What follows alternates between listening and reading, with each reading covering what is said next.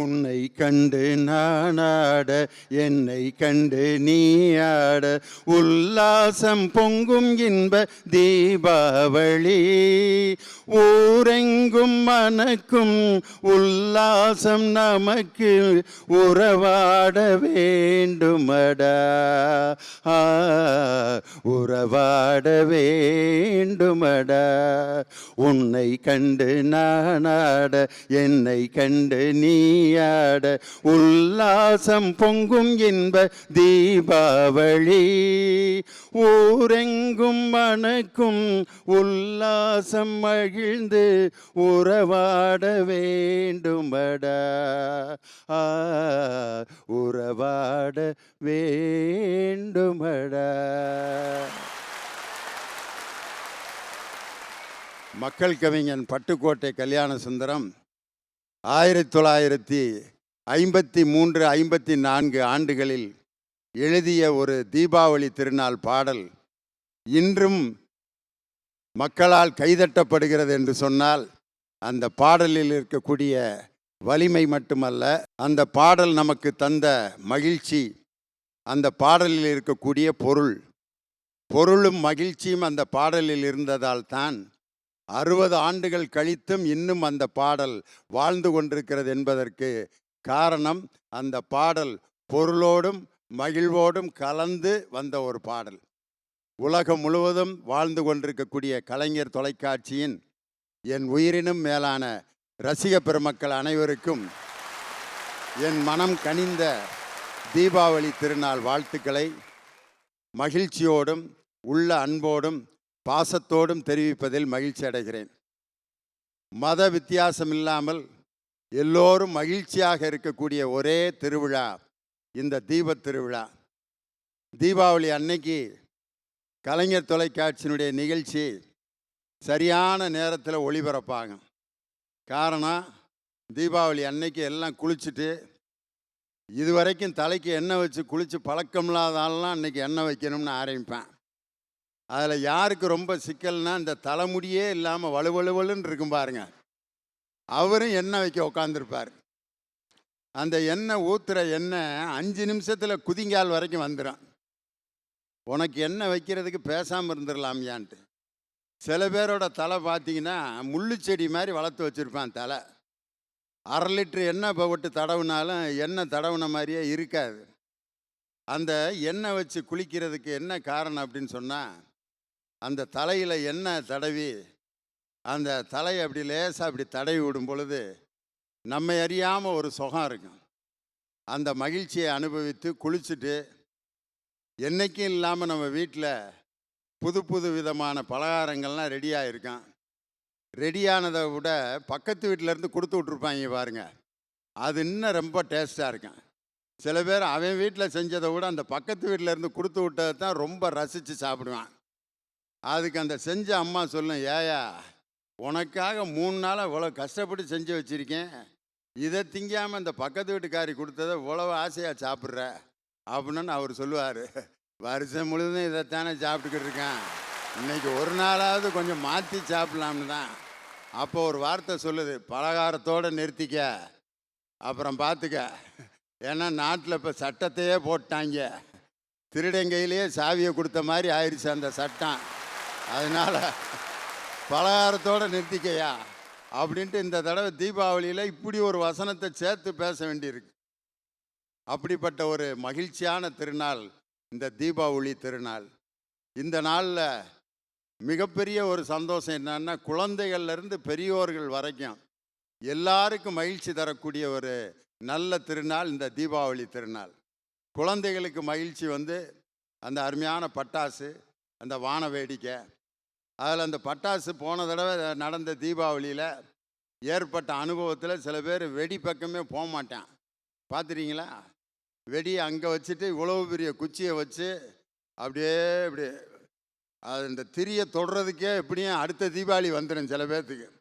அப்போ அந்த அம்மா சொல்லும், போதுமையா நீ விட்ட வெடி, உன் தைரியத்தை ஊரே பார்த்து நான் சிரிச்சுக்கிட்டு இருக்கு, போய் பக்கத்தில் தீயை பொருத்தி வைப்பியா, இங்கேருந்து இத்தத்தண்டி குச்சியை வச்சுக்கிட்டுன்னு. அப்போ தான் அவர் சொல்லுவார், போன வருஷம் பட்ட அனுபவம் எனக்கு பத்தாதாடி, ஆஸ்பத்திரியில் எல்லோரும் உட்காந்துருக்கு இல்லையா, அதனால தான் இப்போ நான் அத்தை திண்டி குச்சியை வச்சு தீபாவளி கொண்டாடிட்டு இருக்கேன். மனிதனுக்கு ஒரு அனுபவத்தை தரக்கூடிய விழாவும் இந்த தீபாவளி திருநாள் தான். என்ன அனுபவம்னா, சில பேர் நாய்கிட்ட கடி வாங்கினேன் பாருங்க. எந்த வீட்டில் நாயை பார்த்தாலும் அப்படியே ஒரு ஜெர்க் அடிப்பான், பார்த்துருக்கீங்களா? ஏன்னா அந்த தொப்புளை சுற்றி போட்ட ஊசி பூரா ஞாபகம் வரும். அந்த நாயை பார்த்தோன்னே சொல்லுவான், நாயை கொஞ்சம் கூப்பிடுங்க அப்படிமா. ஒன்றும் செய்யாதியா, நம்ம நாய் அப்படிமா. டே, இது ஓ நாயிடா, நம்ம 2 பேரும் சேர்ந்தா வளர்க்குறான். அது என்ன நம்ம நாயின்னு ஒரு வார்த்தையை சொல்கிற? நீ சாப்பாடு ஓடுறடா, ஒன்றைய கடிக்காதுடா, என்னைய கடிக்கிண்டா, கூப்பிட்றான்னா ஒன்றும் செய்யாதும்பாங்க. இருந்தாலும் அந்த நாய்க்கு பக்கத்தில் போய் நடுங்குவான். ஏன் நடுங்குறான்னா, இப்போ ஒரு தடவை வாங்கியிருக்கான் கடின்னு அர்த்தம். கடி வாங்காதவன் பாருங்க, 4-5 நாய் இருந்தால் கூட அவன் பாட்டுக்கு போவான். ஒரு தடவை வாங்கிட்டாங்கன்னா அந்த அனுபவத்தில் நாய்க்கு பக்கத்தில் போகிறதுக்கு எவ்வளோ பயப்படுறோமோ, அதே மாதிரி அந்த பட்டாசு வெடிக்கிறப்பையும் அந்த பயம் இருக்கும். அது மாதிரி தீபாவளி அன்னைக்கு இந்த காலையில் நடக்கக்கூடிய சம்பவங்கள்லாம் ஒரு மகிழ்ச்சியான சம்பவங்களாக இருக்கும். சில பேர் பார்த்தீங்கன்னா, புதுசாக எடுத்துகிட்டு வந்த அந்த ட்ரெஸ்ஸை போட்டு பார்ப்பான். டெய்லர்கிட்ட கொடுத்த அளவு ஒன்றா இருக்கும், இங்கே நம்ம போடுற அளவு ஒன்றா இருக்கும். இப்போ என் நிலமை அப்படித்தான் இருக்குது. டெய்லர் அன்னையுமே வேறு அளவை எடுத்து தைச்சிட்டாருன்னு நினைக்கிறேன். இந்த சட்டையை முழங்கால் வரைக்கும் இழுத்துக்கிட்டு கிடக்குது. இருந்தாலும் சரி, உட்காந்து பேசுகிறப்ப அதெல்லாம் தெரியாது, பரவாயில்ல ஓட்டிக்குங்க அப்படின்னு சொல்லிட்டு இன்னொருத்தர் அளவை வச்சு தைச்சி விட்டாருங்க போல இருக்குது. அதனால் கண்ணாடியை பார்க்கும்போதே கண்டுபிடிச்சிட்டேன், இது நம்ம அளவுக்கு கொடுத்த சட்டை இல்லை அப்படின்னு. இருந்தாலும் அந்த புது சட்டை போடுறதுல இருக்க ஒரு சந்தோஷம், அதை கண்ணாடியில் பார்க்கக்கூடிய ஒரு திருப்தி, இதெல்லாம் கலந்த ஒரு திருவிழா தான் நம்ம தீபாவளி திருநாள். அதில் அந்த பலகாரம் சுடுறது, டே அப்பா, அதுக்கு ஒரு வாரத்துக்கு முன்னாடியே ப்ரிப்பரேஷன் பண்ணி, எங்கள் வீட்டிலலாம் பார்த்தீங்கன்னா தீபாவளியில் பக்கத்து வீட்டில் பலகாரம் பண்ணுறாங்கன்னு எங்கள் அம்மாவும் பலகாரம் பண்ணுறேன்னு சொல்லி அதிரசம் செஞ்சாங்க பாருங்கள். 3-4 நாளாக உட்காந்து புஸ்தகத்தை படித்து அந்த அதிரசத்துக்கு மாவை ஊற போட்டு அதை புளிக்க வச்சு ஒவ்வொன்றுக்கும் போய் 1/2 மணி நேரத்துக்கு ஒரு தடவை பக்கத்தில் இருக்க அந்த டீச்சர்கிட்ட வந்து, ஏப்பா மாவு பதமாக தானே இருக்குது, நல்லா இருக்குங்க டீச்சர், அருமையாக இருக்கேன், அதிரசத்தை சுட்டு பாருங்க, பிள்ளைய அப்படி திம்பாங்க அப்படின்ட்டு அதுக்கு தட்டேற்றி விட்டு எங்கள் அம்மா சுட்டிருந்தாங்க பாருங்கள் ஒரு அதிரசம். வாழ்க்கையில் நான் அப்படி ஒரு அதிரசத்தை நான் சாப்பிட்டதே இல்லை. இப்போ நீங்கள் சிரிக்கிறத பார்த்தா உங்களுக்கு அப்படி ஒரு அதிரச அனுபவம் ஏற்பட்டிருக்குன்னு நினைக்கிறேன். எங்கள் அப்பாவுக்கு எங்கள் அம்மா ஒரு 5 அதிரசத்தை எடுத்து வச்சாங்க. எங்கள் அப்பா எடுத்து கடிச்சிட்டு, டேய் அம்மா அதிரசம் சுட்டுருக்குடா, அருவாமனை எடுத்துகிட்டு வாங்கடா, அறுத்து தாண்டா சாப்பிட்ணும் அப்படின்னாரு எங்கள் அப்பா. அருவாமனையில் வெள்ளரி பிஞ்சை அறுத்து சாப்பிட்ட மாதிரி அதிரசத்தை அறுத்து சாப்பிட்டோம் நாங்கள். ஆனால் எங்கள் அம்மா அந்த அதிரசத்தை அப்படி வெள்ளரி பிஞ்சு மாதிரி, தேங்காய் மாதிரி, பலாப்பழம் மாதிரி ஸ்ட்ராங்காக சுட்ட அதிரசமாக இருந்தாலும், பெத்த தாய் சுட்ட அதிரசம் கல் மாதிரி இருந்தாலும் அது அவ்வளவு சுகமாக இருந்துச்சு. அதுலேயும் அது எங்கள் வீட்டில் இருக்க எல்லா பிள்ளைகளும் சேர்ந்து சாப்பிட்ட அந்த சந்தோஷத்தை தீபாவளி அன்னைக்கு தான் நம்ம இதெல்லாம் அனுபவிக்க முடியும். அப்படிப்பட்ட ஒரு அற்புதமான திருநாள் தான் இந்த தீபாவளி திருநாள். இன்றைக்கி என்ன தலைப்பில் நாங்கள் பேச போகிறோம்? அருமையான தலைப்பு, திருவிழாக்களை பொருளோடும் மகிழ்வோடும் கொண்டாடுபவர்கள் ஆடவரா மகளிரா, அதுதான் தலைப்பு. இன்னைக்கு ஆண்களா பெண்களான்னு தலைப்பு பேசுகிறதுக்கு வந்திருக்காங்க. ஆண்களே அப்படின்னு பேசுகிறதுக்கு இந்த பக்கம் 3 பேர். ஆண்கள் தான் ஒரு திருவிழாவை பொருளோடும் மகிழ்ச்சியோடும் கொண்டாடுகிறார்கள். இந்த பக்கம் வந்து பெண்களேன்னு பேசுகிறதுக்கு ஒரு 3 பேர். அற்புதமான பேச்சாளர்கள். நல்ல தீபாவளி அன்னைக்கு கேட்க வேண்டிய ஒரு தலைப்பு இந்த தலைப்பு. விநாயகர் சதுர்த்திக்கு நம்ம சென்னையில் இளைஞர்கள் நிறைய விநாயகரை வரிசையாக ஊர்வலமாக கொண்டு போயிட்டு இருந்தாங்க. அன்னைக்கு நான் மெரினா கடற்கரையில் அவருடைய சமாதிக்கு அஞ்சலி செலுத்துறதுக்கு நான் போயிருந்தேன். அப்போ நடந்த ஒரு காட்சியை பார்த்து மெய் சிலிர்த்து போனேன். அந்த விநாயகர் ஊர்வலத்தில் வந்த இளைஞர்கள் எல்லாம் அந்த கலைஞருடைய சமாதியை கடக்கும் பொழுது அவருடைய சமாதியை பார்த்து இப்படி ஒரு கும்பிடு போட்டுட்டு அதுக்கப்புறம் விநாயகரை கரைக்க போனான் பாருங்க. இன்னும் சில இளைஞர்கள் விநாயகரை கரைச்சிட்டு திரும்ப வரும்போது வரிசையில் நின்று அவன் போட்டிருந்த அந்த ராமத்தோட கலைஞருடைய சமாதிக்கு வந்து அஞ்சலி செலுத்தினான் பாருங்க.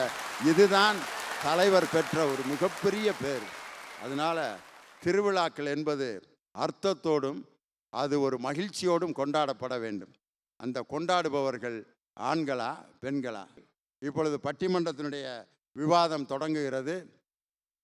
திருவிழாக்களை பொருளோடும் மகிழ்வோடும் கொண்டாடுபவர்கள் ஆண்களா பெண்களா என்ற அணியில் ஆடவரே அப்படிங்கிற அணியினுடைய தலைவர் டாக்டர் ஜெயராஜமூர்த்தி அவர்கள் உங்களுடைய பலத்த கரவொலியோடு மேடைக்கு வருகிறார். அங்கத்திலே அணியக்கூடிய அணிகலன்களிலே தங்கத்திலே செய்யப்பட்ட தாலி புனிதமானது, மகத்தானது. அதை போல இருக்கக்கூடிய பிறப்புகளிலேயே ஒரு புனிதமான மகத்தான பிறப்பு எதுவென்று சொன்னால் பெண்கள் தான்.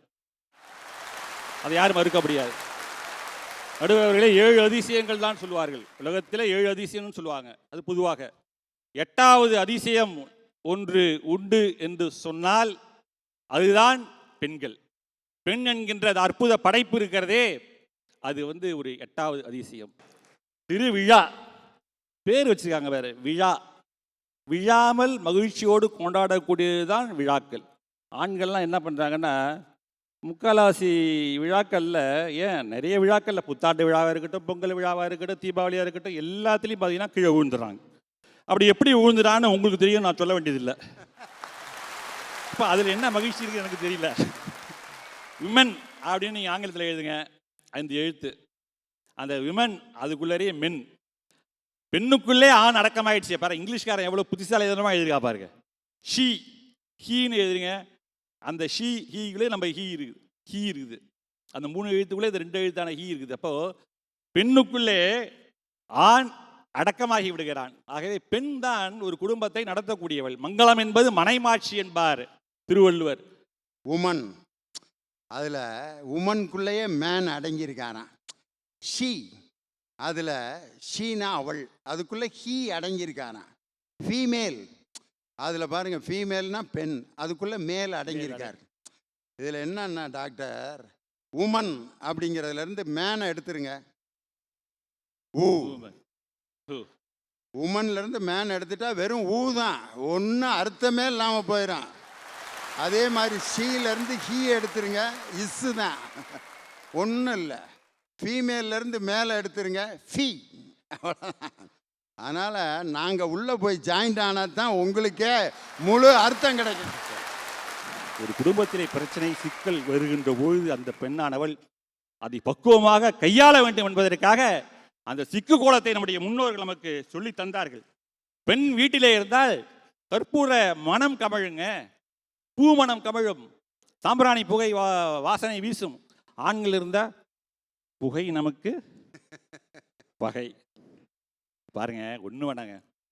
நடுவர் அவர்களே, ராகங்கள்லாம் உங்களுக்கு தெரியும். நீங்கள்லாம் கர்நாடிக் மியூசிக்கில் உங்களுக்கு ஓரளவுக்கு நல்லா ஞானம் உண்டு.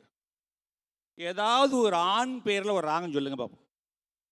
ராகத்து பேரில் ஆண்கள் பேர் ஒன்றுமே கிடையாது. கல்யாணி, பைரவி, கௌரி, சிவரஞ்சனி, சண்முகப்பிரியா, மதுவந்தி, மதுவந்தி, இப்படி நிறைய எல்லா பெண்கள் பேரில் தான் உங்களுக்கு ராகங்கள். சிவரஞ்சனி,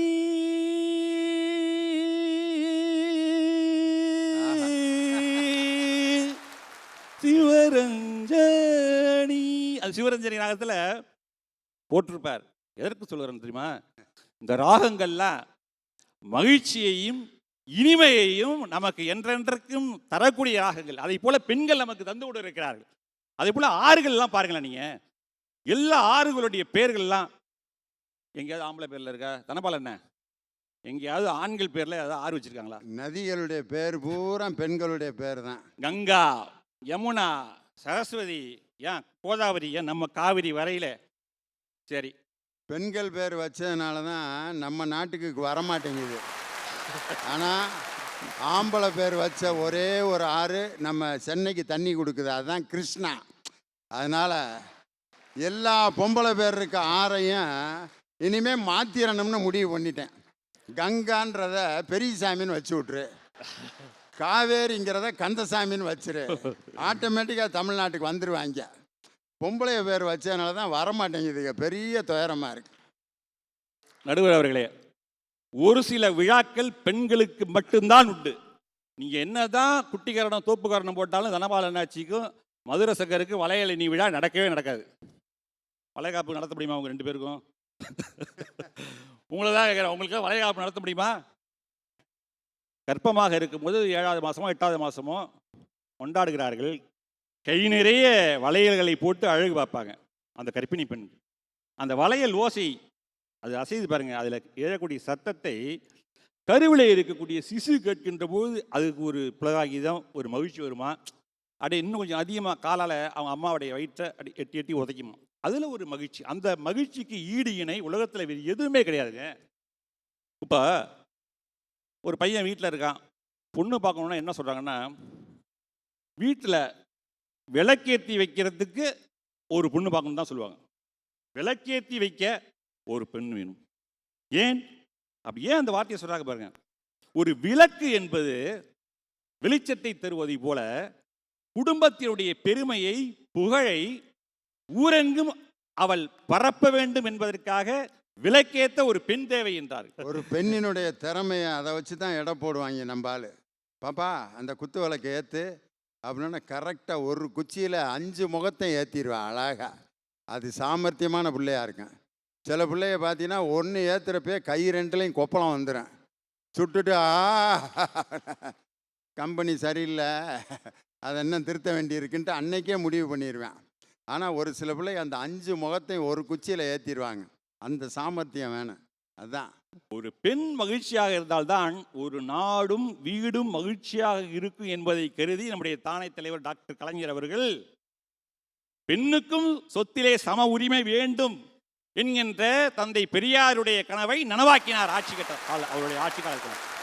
அது மட்டுமல்லாமல் மகப்பேறு உதவி திட்டம் யாருடைய பெயரால், முத்துலட்சுமி ரெட்டியின் பெயரால் மகப்பேறு உதவி திட்டம் வந்து அவர்கள் அந்த உதவித்தொகையை வைத்து இது போன்ற விழாக்களை மகிழ்வோடு கொண்டாட வேண்டும் என்பதற்காக மகப்பேறு உதவி திட்டம், ராமபுரம் அம்மையார் திருமண உதவி திட்டம், இவைகளெல்லாம் சொன்னார். கலைஞர் வந்து ஒரு வசனம் சொன்னார், நான் நீ என்று சொன்னால் உதடுகள் ஒட்டாது, நாம் என்று சொன்னால் உதடுகள் ஒட்டும். இங்க பாருங்க, கொஞ்சம் யோசனை பண்ணி பார்த்தேன் அந்த தலைப்பை. ஆடவரே சொல்லி பாருங்க, உதடு ஒட்டுதா? ஆடவரே இல்லை ஆண்களே ஒட்டலைங்க. மகளிர் உதடு ஒட்டுது. மகளிர் பெண்கள் இல்லையா? பெண்ணுக்குள் பெருமையை வைத்தான், பெண்ணுக்குள் பொறுமையை வைத்தான், பெண்ணுக்குள் சக்தியை வைத்தான், பெண்ணுக்குள் படைப்பை வைத்தான். அவள் இல்லாவிட்டால் எந்த திருவிழாவும் ருசிக்காது, இனிக்காது, மணக்காது.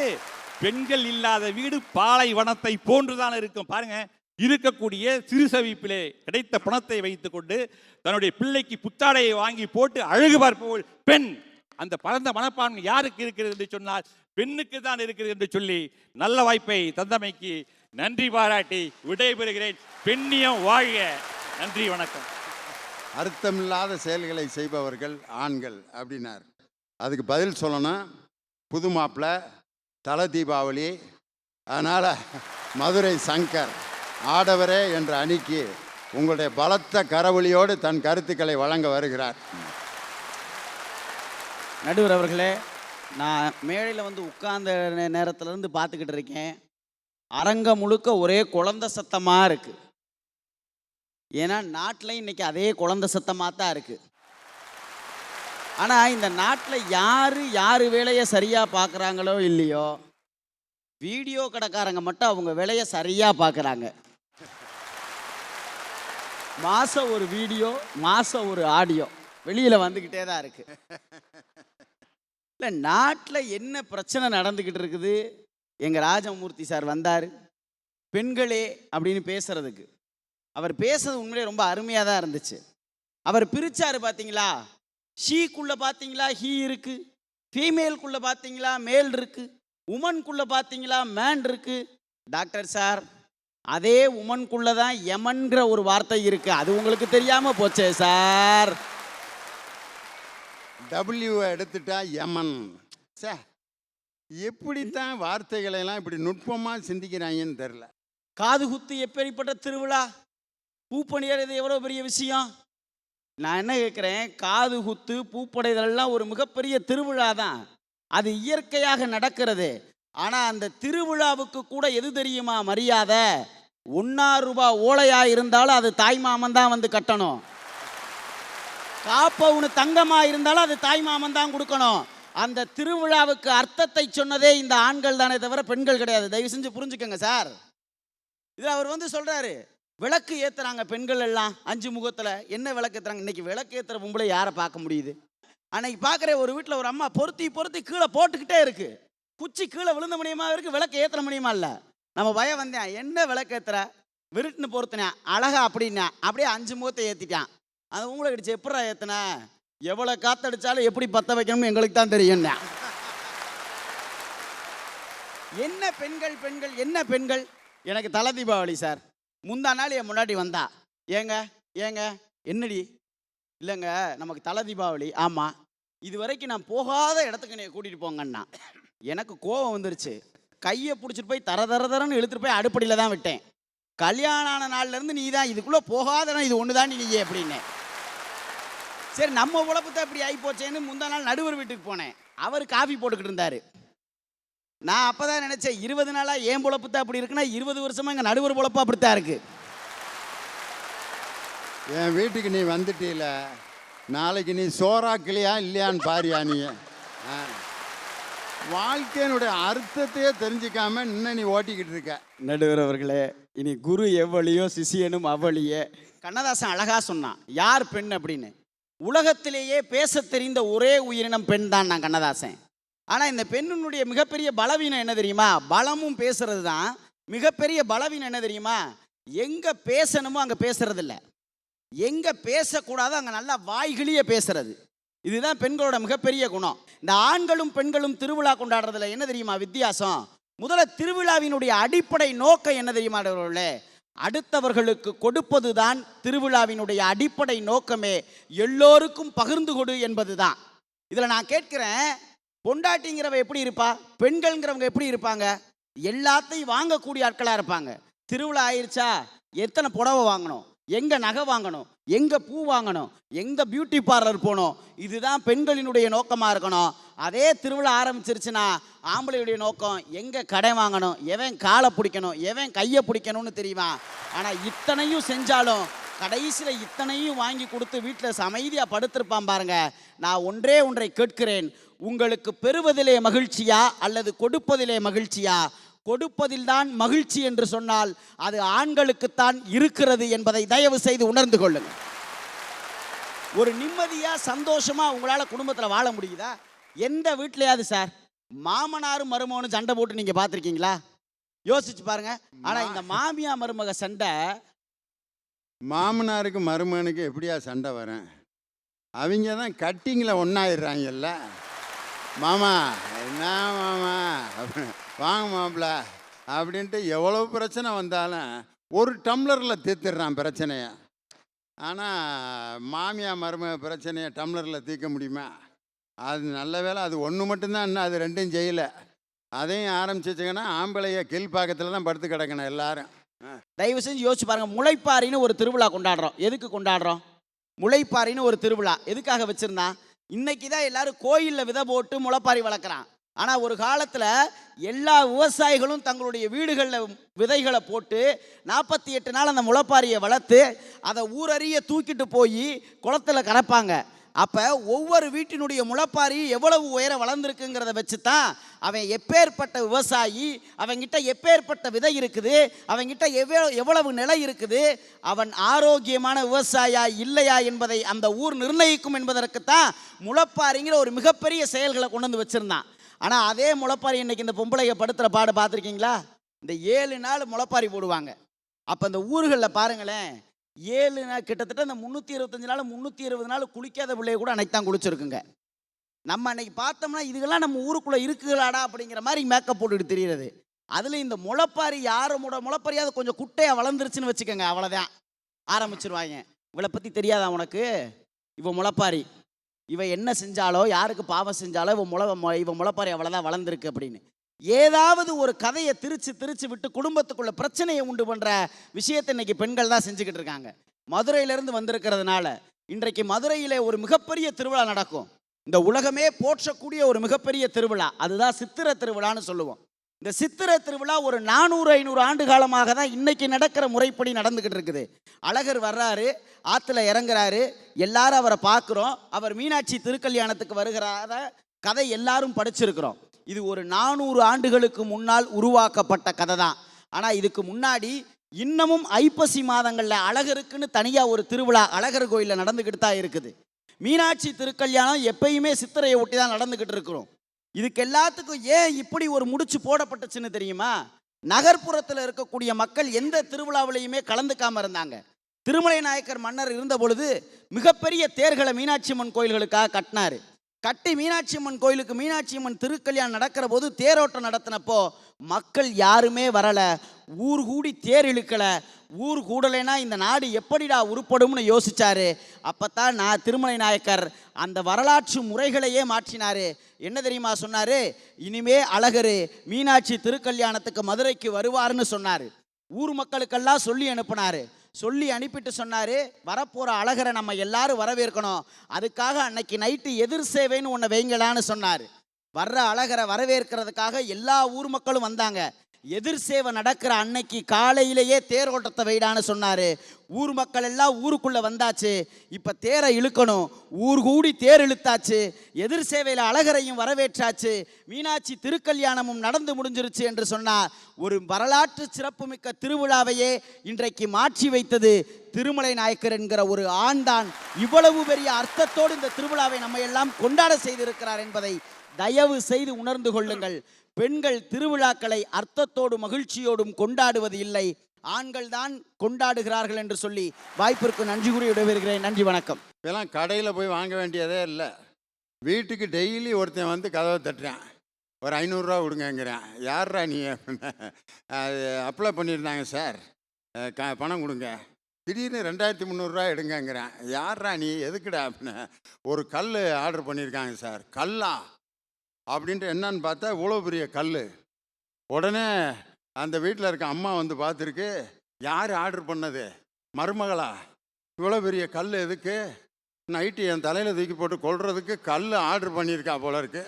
கல் எவ்வளவு அப்படின்னா 1350 ரூபான்ட்டு. இது எதுக்குடி இந்த கல்லை வாங்கினன்ட்டு மாமியா கேட்டிருக்கா.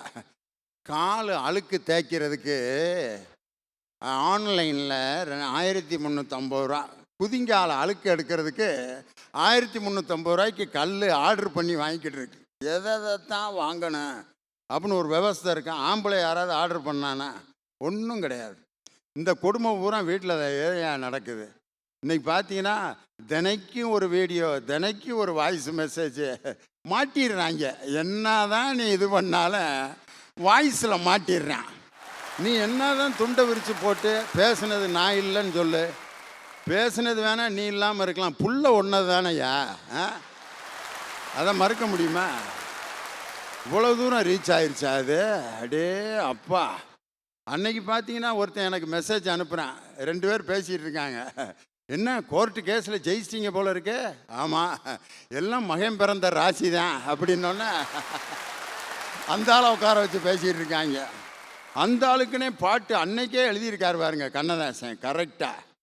ஏன் பிறந்தாய் மகனே, ஏன் பிறந்தாயோ, இல்லை ஒரு பிள்ளை என்று எங்குவோர் பலர் இருக்க, இங்கு வந்து ஏன் பிறந்தாய் செல்வ மகனே.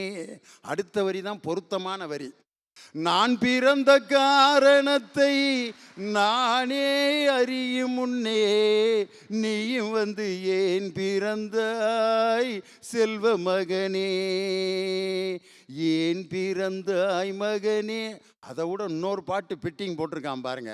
நான் பெத்த மகனே நடராஜா, இப்ப ஏண்டா பிறந்தே மகராஜா, நான் படும் அவஸ்தையை படுராஜா, இனி நடப்பது நடக்கட்டும் விடுராஜா, நாம் பெத்த இப்படி சீக்வன்ஸா பாட்டு அமைது பாருங்க.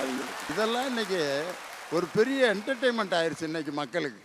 மாட்டிடுறான். என்னதான் நீ மறைச்சு இது பண்ணாலும் தவறு செய்தவன் பல நாள் திருடன் ஒரு நாள் அகப்படுவான்ங்கிறதுக்கு இதுக்கு மேலே வேற உதாரணமே தேவையில்லை. அருமையாக பேசினார் சங்கர். அதுக்கு பதில் சொல்லணும், உங்களுடைய கலைஞர் தொலைக்காட்சியினுடைய கானக்குயில் சீமா அவர்கள் பேச வருகிறார். மகளிர என்ற அணியில் பேச வருகிறார். நடுவர் அவர்களே, உரலுக்கு ஒரு பக்கம் இடி, மத்தளத்துக்கு ரெண்டு பக்கம் இடின்னு சொல்ற மாதிரி வாழ்நாள் முழுக்க ஒரு பக்கம் அம்மா கிட்டையும் ஒரு பக்கம் மனைவிமார்கள்ட்டையும் அடியோ அடின்னு வாங்குற கணவன்மார்களுக்கு எங்கிருந்துங்க வாழ்க்கையில சந்தோஷம் கிடைக்கும்? அதுலயும் எங்க சங்கரண்ணன் பாருங்க ரொம்ப அருமையா பேசிட்டு உக்காந்தாரு. அது என்னத்த காரணம் தெரியுங்களா? புது மாப்பிள்ளை, புது பொண்டாட்டி, புது வாழ்க்கை, புது மாமனாரு, புது மாமியாரு. அது ஒண்ணும் இல்லை நடுவர் அவர்களே. எப்படி தெரியுங்களா? அது போக போக தெரியும் இந்த பூவின் வாசம் புரியும், அந்த பூவின் வாசம் புரியும். ஆஹா, கள்ளவிழி கொஞ்சம் சிரிப்பதென்ன, கண்ணை அதில் மெல்ல மறைப்பதென்ன, பொன்னாடை தள்ளாட மேடை என்னோடு ஆடவாராமல் இருப்பதென்ன, காலம் நேரம் பிறக்கும் அந்த காதல் கதவுகள் திறக்கும், உந்தன் கண்ணம் எப்போது சிவக்கும், உந்தன் கண்கள் எப்போது துடிக்கும், போக போக தெரியும். சங்கரே, போக போக தெரியுமியா? இன்னைக்கு எல்லாம் புதுசா இருக்கேன். விளக்கமாறு பாருங்க, புதுசா இருக்கப்ப சுத்தமா கூட்டம். புது வண்டி வாங்கினவன் பாருங்க, அந்த ஸ்கிராட்சு வந்தா கதறுவேன். அப்புறம் ஒரு 3 தடவை கீறல் விழுந்தோன்னே வண்டி பின்னால் அப்படியே பள்ளமாக உள்ளே போயிருக்கேன். பார்த்துட்டு போயிட்டு போது விட்றா அப்படிமே. ஒரு கீறலுக்கு கதறி அழுதவன் 6 இடத்துல நெளிஞ்சு கிடக்கும் ஓட்டிக்கிட்டு வர்றேன். ஏன்டா ஒன்றும் சரி பண்ணலையா? டெய்லி நெளியுது, அந்த நெளிவெடுக்கிறதுக்கே நேரம் சரியாக போயிடுது, விடியா பழகி போச்சுடான்றான். சங்கரு, இப்போ கீறல் விழாமல் பாதுகாத்துக்கிட்டு இருக்கேன். ஒவ்வொரு விசேஷம் வரும்போதும் எங்க பெண்கள்லாம் நாங்கள் எங்கே தெரியுங்களா போவோம்? ஜவுளி கடைக்கு தாங்க போவோம். இப்படி தான் ஒரு 4-5 நாளைக்கு முன்னாடி வந்து பார்த்தீங்கன்னா ஒரு மனைவியும் ஒரு கணவனும் ஜவுளி கடைக்கு போகிறாங்க. அப்படி போகும்போது அந்த கணவன் வழியிலே நின்றுக்கிட்டாரு. அந்த மனைவி மட்டும் உள்ள ஜவுளி கடைக்கு போய் ஜவுளியெல்லாம் செலக்ட் பண்ணி எடுத்துகிட்டு வராங்க. வெளியில் வந்தோடனே அந்த கணவன் கேட்குறாரு, ஏண்டி டைம் என்ன ஆச்சு பாத்தியா அப்படின்னு கேட்குறாரு. உடனே அந்த மனைவி வாட்சை பார்த்துட்டு, சாரிங்க வாட்ச் ஓடலை, நின்று போயிருக்கு அப்படின்னு சொல்கிறாங்க. சரிடி, வாட்சி தான் ஓடலை, பக்கத்தில் இருக்க காலாண்டரை பாத்தியான்னு கேட்குறாங்க. ஏன்னா அவங்க உள்ளே போய் 3 நாள் ஆச்சு. இப்படி மார்க்கெட்டில் இன்னைக்கு எத்தனை விதமான ட்ரெஸ் எங்களுக்கு அறிமுகப்படுத்தியிருக்காங்க தெரியுமா நடுவர்களே? சொல்கிறேன் கேட்டுக்குங்க. Sari, half sari, cotton sari, bridal collection, reception sari, Kanchipuram பட்டு, ஆரணி பட்டு, தர்மாவரம் பட்டு, திருபுவனம் பட்டு, சிறுவந்தாடு பட்டு, leggings, jeggings, jeans pant, T shirt, cotton shirt, cotton top, short top, long top, short midi, long midi, ரசகளி, மசகளி, மஸ்தானி, இப்படி எத்தனை விதமான ட்ரெஸ் இன்னைக்கு மார்க்கெட்டில் எங்களுக்காக இன்ட்ரடியூஸ் பண்ணியிருக்காங்க தெரியுங்களா? ஆனால் இதே ஆம்பளை பசங்களுக்கு எத்தனை ட்ரெஸ் இருக்குது சொல்லிடுங்க பார்ப்போம். மிஞ்சி மிஞ்சி போனால் ஒரு வேட்டி சட்டை, அதையும் தாண்டி போனால் ஒரு ஜீன்ஸ் பேண்ட்டு ஒரு சட்டை போட்டுக்குவாங்க. அதுலேயும் பாருங்கள் நடுவரவர்களே, 2 நாள் விசேஷம் வருது அப்படின்னா, சரி நம்ம பையனுக்கு 2 நாள் விசேஷம் வருதே, 2 வேட்டி வாங்குவோம், இன்னைக்கு ஒரு கரை வேட்டி கட்டிக்குவான், நாளைக்கு ஒரு கலர் வேட்டி கட்டிக்குவான்னு பார்த்தா அதுலேயும் இப்போ ஒரு ட்விஸ்ட் வச்சுட்டானுங்க. ஒரே வேட்டி வாங்கிக்கிங்க, இந்த பக்கமும் கட்டிக்கலாம் அந்த பக்கமும் கட்டிக்கலாம். இல்லை என்ன பேசுகிறாங்கன்னு எனக்கு ஒன்றுமே புரியலைங்க. என்னதான் கல்யாணத்துக்கு முன்னாடி ஆண்களாகிய நீங்கெல்லாம் சூரக்கோட்டை சிங்கமாக இருந்தாலும், பொண்ணுன்னு ஒருத்தி உங்கள் வாழ்க்கையில் வந்ததுக்கப்புறம், அதாவது கல்யாணம்னு ஒன்று ஆனதுக்கப்புறம், எப்படியேப்பட்ட சூரக்கோட்டை சிங்கக்குட்டியாக இருந்தாலும் அவங்கள பாளையங்கோட்டை பன்னிக்குட்டியாகவும், நாகர்கோயில் நாய்க்குட்டியாகவும், அருப்புக்கோட்டை ஆட்டுக்குட்டியாகவும் மாத்திர வரையும் நாங்கள் ஓய மாட்டோம் நடுவரவர்களே. இதான் எங்களுக்கு மிகப்பெரிய ஒரு சந்தோஷங்கிறது. அது ஏமா பன்னிக்குட்டிக்கு போய் பாளையங்கோட்டையை தேர்ந்தெடுத்த? ஆட்டுக்குட்டிக்கு அருப்புக்கோட்டையை தேர்ந்தெடுத்த ஊருக்காரங்க கோச்சுக்கிற போகிறாங்கப்பா. அதுலேயும் பாருங்க, இந்த கிராமப்புறத்தில் இந்த திருவிழா சீசன் எடுத்துக்கிட்டிங்கன்னு வச்சுக்கோங்களேன் நடுவரவர்களே, அந்த பெண்கள் எல்லாம் அந்த காஞ்சிபுரம் பட்டு உடுத்தி தலையில் மல்லிகைப்பூவை தழைய வச்சு ஒரு பெரிய ஒரு தாம்பாளத்தட்டில் அந்த மாவிளக்கை போட்டு உருட்டி அப்படி வச்சு, அந்த மாவிளக்கில் 4 பகுதியிலையும் குங்குமத்தை வச்சு, அதன் மேல் பகுதியில் வந்து பார்த்திங்கன்னா ஒரு திரியை போட்டு அதில் விளக்கை ஏற்றி, அந்த பெரிய தாம்பாளத்தட்டில் தேங்காய் பூ பழம்லாம் வச்சு அப்படி ஒரு சைடில் வச்சு ஒரு நடந்து வருவாங்க பாருங்க. நானும் இப்படி தான் நடுவரவர்களே, ஒரு 4 நாளைக்கு முன்னாடி எங்கள் ஊரில் திருவிழா போட்டிருந்தாங்க. அப்படி நடந்து வந்தேங்க. அப்போ ஒரு பாட்டு அங்கே ஒன்று ஓடிச்சு பாருங்க. எனக்காகவே எழுதப்பட்ட மாதிரி இருந்துச்சு நடுவரவர்களே அந்த பாட்டை கேட்கும்போது. என்ன பாட்டு தெரியுங்களா?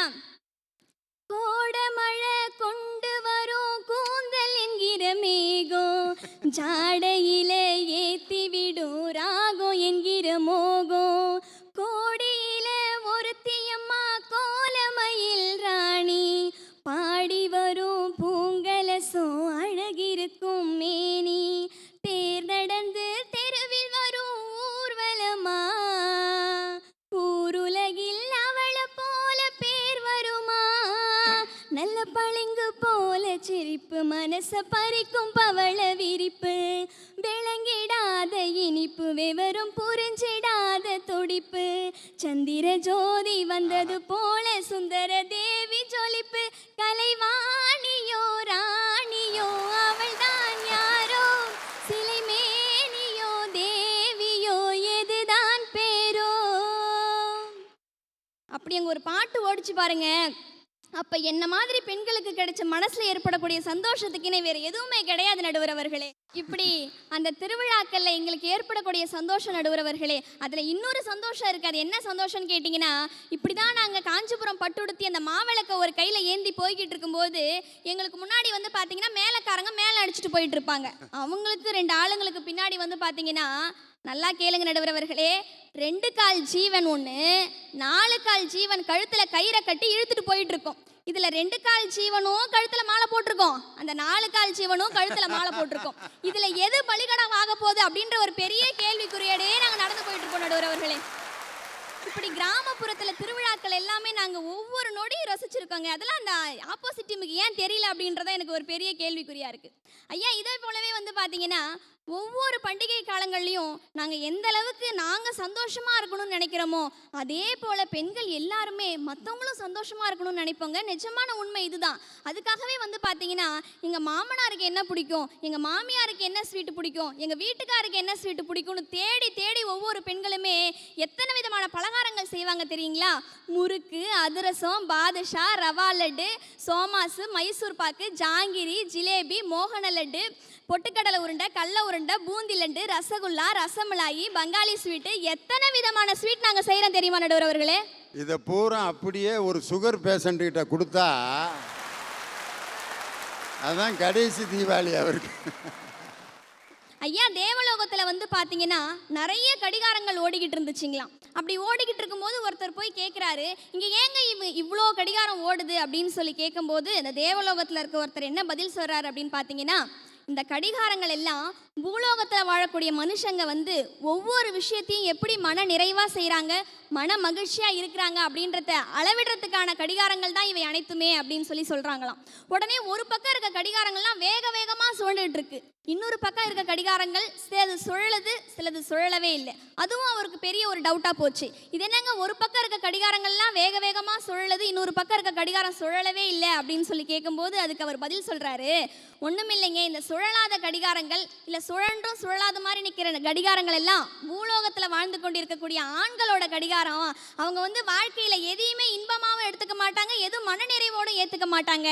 ஆனால் இந்த பக்கம் வேக வேகமாக சுழலுது பார்த்தீங்களா, அதெல்லாம் பூலோகத்தில் வாழக்கூடிய பெண்களோட கடிகாரங்க. எவ்வளோ வேகமாக சுழலுது பாருங்க, அவ்வளோ இன்பமாக அவங்க வாழ்க்கையை எடுத்துக்கிறாங்கன்னு சொல்லிட்டு இன்னொரு விஷயத்தையும் சொல்கிறார் நடுவர் அவர்களே. இந்த வேக வேகமாக சுழல்ற கடிகாரங்களில் தான் நாங்கள் அப்பப்போ விசிறி, அதாவது மின் விசிறியாக யூஸ் பண்ணிப்போம், ஏன்னா அவ்வளோ வேகமாக சுற்றும் அப்படின்னு சொல்லி சொன்னாருங்களா. ஆக வாழ்க்கையில் ஒரு சின்ன சின்ன சந்தோஷத்தை கூட மிகப்பெரிய ஒரு கொண்டாட்டமாக நினச்சிக்கிட்டு ஒவ்வொரு திருவிழாக்களையுமே மன நிறைவோடும் பொருளோடும் கொண்டாடக்கூடிய ஒரே ஜீவன் யாருன்னு கேட்டிங்கன்னா அது நிச்சயமாக எங்களுடைய பெண்களாக மட்டுமே இருக்க முடியும் என சொல்லிக்கொண்டு வாய்ப்பளித்த அத்தனை நல்ல உள்ளங்களுக்கும் நன்றி பாராட்டி இடம் அமர்கிறேன். நன்றி, வணக்கம்.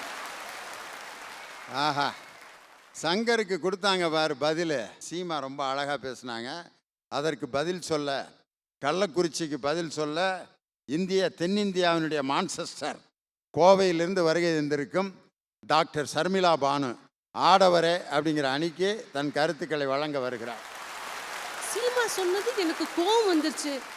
ட்ரெஸ் எடுக்கிறதுக்கு அவ்வளோ ட்ரெஸ் இருக்காமா, அந்த பட்டு இருக்கு, இந்த பட்டு இருக்கு, ஆரவணி பட்டு இருக்கு, அதுக்கு பின்னாடி கஷ்டப்பட்டு துயரப்பட்டு அவமானப்பட்டு நின்னது பட்டு, கூடி குறுகி பட்டு எந்திரிச்சு நின்றது பட்டு, அங்க போய் இங்க போய் ஓடி ஓடி வந்தாரே, அந்த மனுஷரை மறந்து நீ பேசிட்டு இருக்கியேம்மா, நியாயமா அது? சீமாவுக்கு இன்னும் அப்படி படுற ஆள் இன்னும் மாட்டல, அதனால தான் அந்த வேதனை தெரியல. நடுவர் அவர்களே, 2 கை தட்டினாதான் ஓசை வருங்க. ஒரு கை நானு, இன்னொரு கை என் கணவர், ரெண்டும் சேர்ந்து தட்டிட்டு இருக்கிறோம். வாழ்க்கை அமோகமா ஜேன்னு போயிட்டே இருக்குது. சீமா தங்கச்சி ரொம்ப அழகா சொன்னாங்க. திருவிழாக்கள்ல அப்படியே பெண்கள் தாவணி போட்டு அந்த மாவிளக்கை எடுத்துட்டு ஊர்வலகமா போகும்போது, தங்கம் ஒன்று மட்டும் ஞாபகம் வச்சுக்கோ, அது திருவிழா கிடையாது, ஸ்கூல் ஃபேன்சி ட்ரெஸ் காம்படிஷன். எந்த ஊர் திருவிழா இப்படி நடக்குதுன்னு நான் கேட்டுட்டு இருக்கேன். ஒன்றும் இல்லைங்க, தலைப்பையே பாருங்க, திருவிழான்னு தான் சொல்லுவோம். அதாவது திருக்களுக்கான விழா, ஆண்களுக்கான விழா.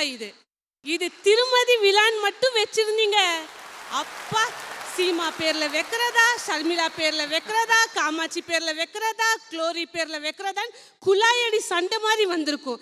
அதனால தான் என்னமோ அந்த காலத்திலேயே திருவிழான்னு ஆண்களுக்கே ஒதுக்கி விட்டுட்டாங்க. ஏன்னு கேட்டேன்னா, ஆண்களோட மனசு எப்படி தெரியுங்களா? விட்டு கொடுப்பவர்கள். விட்டு கொடுப்பவர்கள் கெட்டு போவதில்லை, கெட்டு போபவர்கள் எப்பொழுதும் விட்டு கொடுப்பதில்லை. காது குத்திட்டு நாங்கள் ஏன் கம்மல் போடல? நாங்கள் மட்டும் டிசைனாக கம்மல் போட ஆரம்பித்தோம். உங்களுக்கு வெறும் அலுமினியம் தான் கிடைக்கும். காது குத்துறதோடு நிறுத்திட்டு கம்மல் போடுறத நாங்கள் தியாகம் பண்ணி விட்டு கொடுத்துருக்கோம். மூக்கு குத்தி மூக்கையான்னு பேர் வச்சாலும் எவனாவது மூக்குத்தி போடுறானா? போட மாட்டான். நடுவர் அவர்களே, அமேசான்ல உட்காந்து ஆன்லைன்ல ஆயிரக்கணக்கான வாங்கலாமான்னு பார்க்குறவங்க தான் பெண்கள்.